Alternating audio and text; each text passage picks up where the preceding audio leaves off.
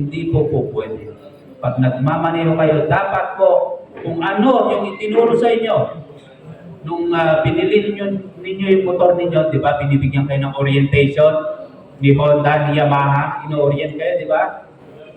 Pinag-test drive kayo yan, then tinuturuan kayo. Ganun din, pag kumuha kayo ng license, tinuturuan kayo. So, hindi rason na hindi nyo alam. Hindi rason na nakalimot kayo. Maliwanag po? Yes! Next.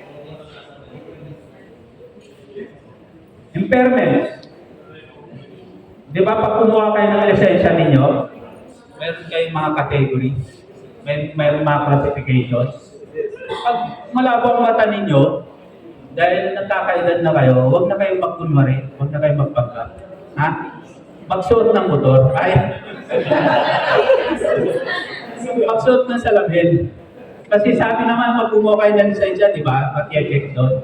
Kung hindi na 100% efficient at effective yung inyong mata. Yan po yung unang-unang impairment natin sa pagmumotor. So, pag alam yung malabo na mata ninyo, magsalamin kayo. Okay? Hindi naman kawalan ng kagandahan at kagwapuan pag nakasalamin kayo. Bagkos, nagpapagagdag pa yan ng api sa isang lalaki at sa isang babae, yung nakasalamin. Okay? Intersection collision. Sabi nga nila, lagi kayong mapagmatyak sa kalsada na nandun yung foresight ninyo.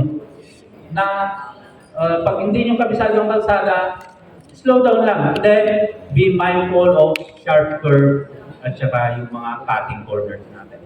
Diyan, karamihan nagkakaroon ng accident. So, nakita ninyo, sa Marilaki, di ba? Tawag doon sa notorious na intersection doon? Devil's Corner. Bakit? Marami. Pag sa general rule, pag cutting corners or sharp curve yan, hindi mo nakikita yung incoming traffic. Huwag kayong sumugal. Kakain kayo ng kaliwa, kakain kayo ng kanan. Depende kung nasaan yung sharp curve. Maliwanag po? High speed. Sabi ko nga, hindi kailangan magmadali. Kasi yung pupuntahan ninyo, pag nagmumotor kayo, hindi naman aalis yun eh. Di ba? Galing kayo ng bahay.